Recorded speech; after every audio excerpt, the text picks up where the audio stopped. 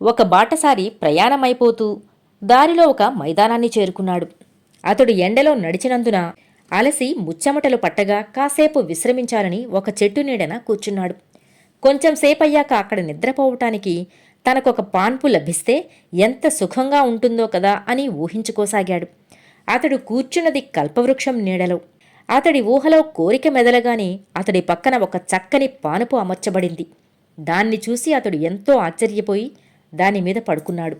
ఆ తరువాత ఒక సుందరాంగి వచ్చి సుతిమెత్తగా తన పాదాలను ఒత్తితే ఎంత హాయిగా ఉంటుందో కదా అనుకున్నాడు.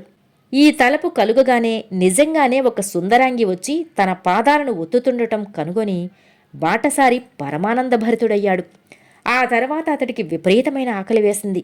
అప్పుడు అతడు ఇలా ఊహించాడు: నేను కోరినదంతా సంప్రాప్తమయ్యింది, నాకిక ఏదైనా ఆహారం లభించకపోతుందా అని.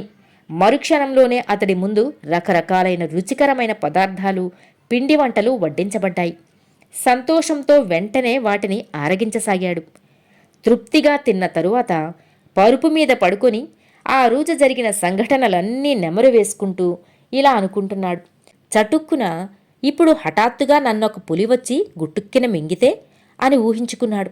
మరుక్షణంలోనే గాండ్రుమంటూ ఒక పెద్ద పులి అతడి మీదికి ఉరికి మెడను పంజాతో కొట్టి రక్తము తాగి చంపేసింది. ఆ బాటసారి ప్రాణాలు కోల్పోయాడు.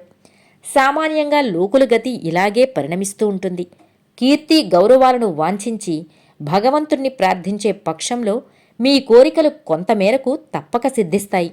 కాని వాటి వెనుకే పెద్దపులి దాగి ఉందని జ్ఞాపకం ఉంచుకోండి. రోగం, శోకం, ధననష్టం, మానహాని మొదలైన ఈ పెద్ద పులులు సజీవమైన పులుల కంటే 1000 రెట్లు భయంకరాలు.